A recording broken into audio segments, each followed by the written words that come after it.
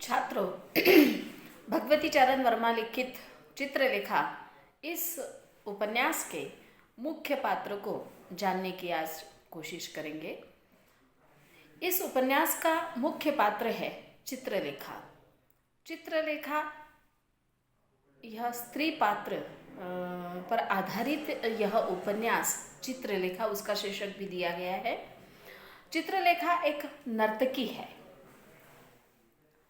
जब सामंतवादी व्यवस्था थी उस समय राज दरबार में नर्तकियाँ राजाओं के, सामंतों के दिल बहलाने के लिए नृत्य किया करती थी।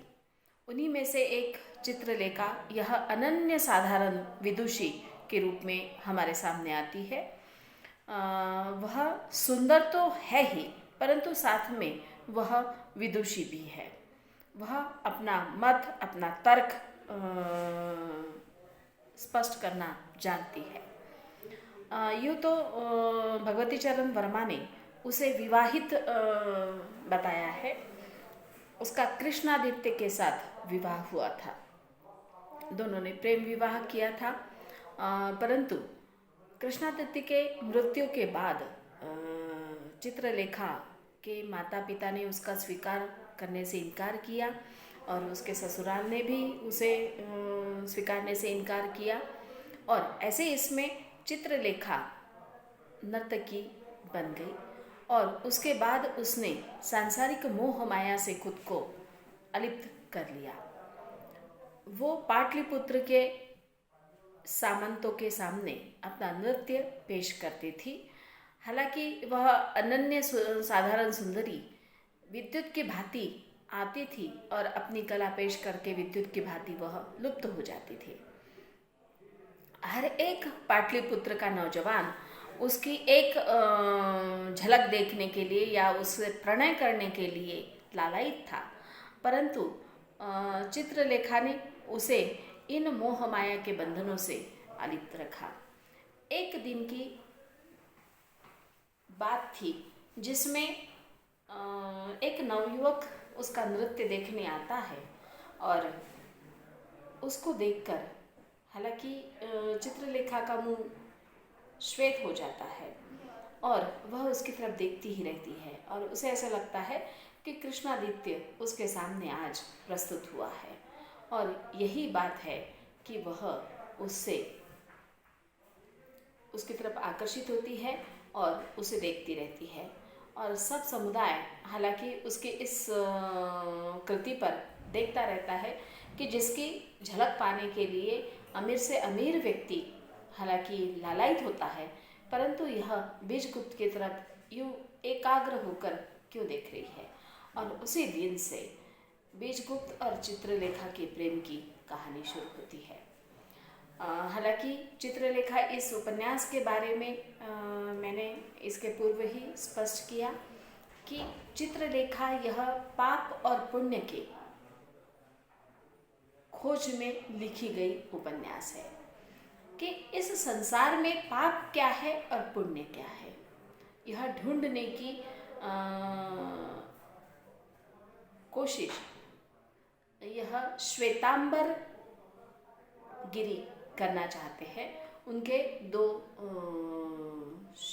गुरु है, शिष्य है, कुमार कीजिए विशाल देव और श्वेतांक, यह दो उनके शिष्य वो उनसे कहते हैं कि मेरी मृत्यु के पूर्व तुम्हें इस संसार में ये दो चीज़ की यदि खोज मिल जाए कि पाप और पुण्य की परिभाषा यदि तुम जान लो, और वह जानने के लिए तुम्हें इस संसार में सामान्य व्यक्ति की भांति किसी के आश्रित होकर रहना पड़ेगा और उस परिभाषा को समझना होगा। श्वेतांक क्षत्रिय था, इसलिए उसे वे बीजगुप्त, सामंत बीजगुप्त के पास भेजते हैं और विशाल देव यह ब्राह्मण था और उसे सांसारिक मोह माया से विरक्ति थी और आध्यात्मिकता की ओर उसकी आसक्ति थी, इसलिए वे उसे कुमारगिरी इनके पास भेजते हैं जो एक के मठाधिपति है। इसलिए वह उनके पास उसे भेजते हैं। चित्रलेखा का जिक्र अब इस उपन्यास में इस तरह आता है कि बीजगुप्त की प्रेमिका के रूप में चित्रलेखा यह प्रसिद्ध होती है और बीजगुप्त उसके प्रेम में इस तरह आसक्त हो जाता है कि वह सब दुनियादारी भूलकर उसके पीछे दीवाना होता है। उसके माता पिता इससे परेशान हैं। हालांकि बीजगुप्त का विवाह तय यशोधरा से उसका विवाह तय हुआ है, परंतु बीजगुप्त उस रिश्ते में आगे बढ़ना नहीं चाहता। इसलिए वह अपने खानदान के एक साधु कुमारगिरी को उसे समझाने के लिए, बीजगुप्त को समझाने के लिए वह बुलाते हैं। और हालांकि बीजगुप्त हमेशा चित्रलेखा के घर ही पड़ा रहता है, तो वह कुमारगिरी उनसे मिलने के लिए, बीजगुप्त से मिलने के लिए चित्रलेखा के घर आते हैं।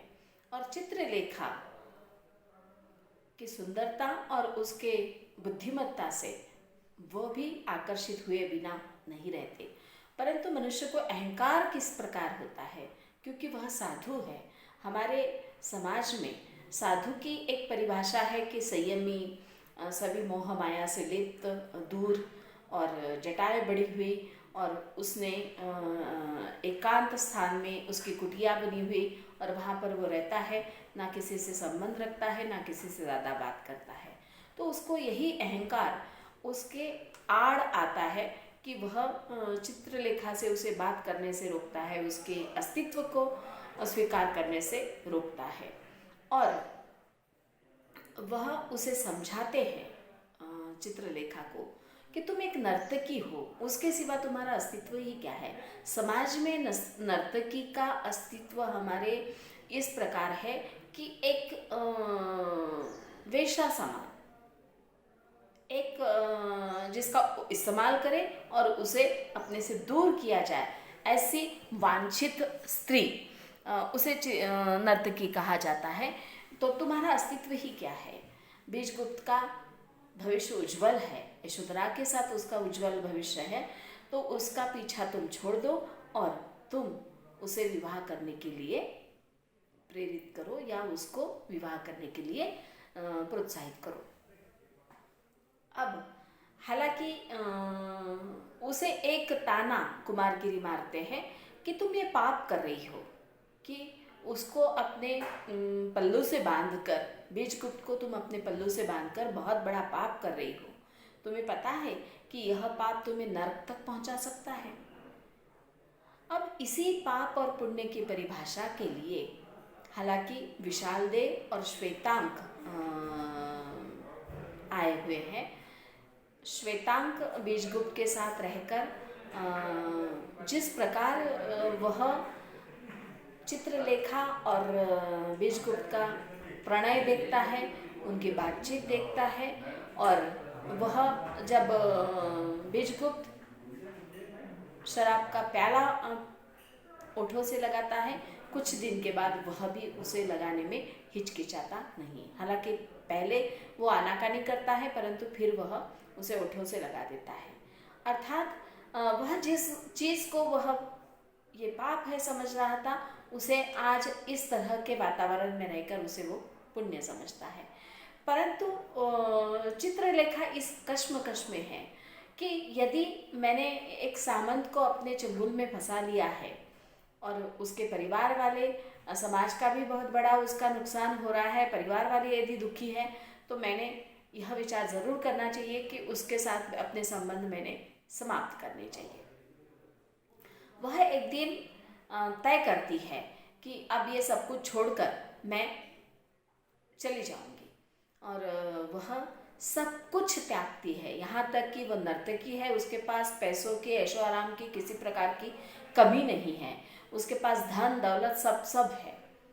वह ये सब कुछ छोड़कर अपने गहने, अपनी पद प्रतिष्ठा, पैसा, महल, दास दासी सब छोड़कर वह घर से निकलती है। अब जाए तो कहाँ जाए।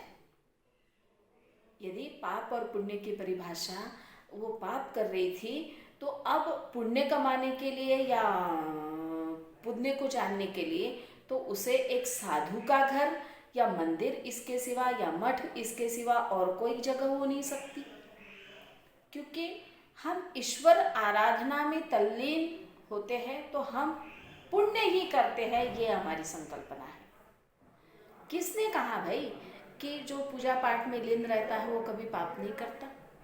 लेकिन कुमारगिरी का तो कहना यही था कि ये सब कुछ वह करता है, तो पाप और पुण्य की परिभाषा वही है। और इसीलिए आगे वह कुमारगिरी के मठ में आश्रय के लिए जाती है। हालांकि उसे आश्रय में आए देखकर कुमारगिरी भौचक्का ज़रूर होता है कि इसको मैं समझाने गया था कि वे पाप और पुण्य ये है और ये खुद ही मेरे पास आ गई। वह उसे हालांकि वहाँ पर रोकने से वह इनकार करता है, वहाँ पर रखने से उसे इनकार करता है, परंतु वह कहती है कि आपके मठ के सिवा मुझे पाप और पुण्य की परिभाषा समझने का मार्ग और कहाँ मिल सकता है, इसलिए मैं आपके पास आई हूँ। आपने जो रास्ता बताया वो आप ही तक आकर मेरे लिए ख़त्म होता है और इसीलिए मैं यहाँ आई हूँ। और हालांकि वो ये भी कहते हैं कि हम दो पुरुष हैं, क्योंकि विशाल देव वहाँ पर है, विशाल देव और मैं, और मठ में भी पुरुष ही है। यहाँ पर स्त्री को रहना मुनासिब नहीं है, क्योंकि स्त्री मोह माया है, वह आध्यात्मिक मार्ग पर नहीं चल सकती, वह आध्यात्मिक नहीं बन सकती। क्या सब ठेके पुरुष ने ही ले रखे हैं, परंतु वह रहती है वहाँ, क्योंकि कहाँ जाए, क्योंकि उसने तो सब कुछ त्याग दिया है। बीजगुप्त को त्याग दिया है, उसने घर को त्याग दिया है, उसने संपत्ति को त्याग दिया है, उसने सब कुछ त्याग दिया है।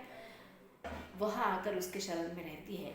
वह रोज़ उसके नज़र में, क्योंकि 24 घंटे अब उस मठ में चित्रलेखा रहने लगती है, उसको 24 घंटे अपने आंखों के सामने देखकर कुमारगिरी भी उसके प्रेम में पागल होता है और वह एक दिन अपने प्रेम का जिक्र उसके सामने करता है।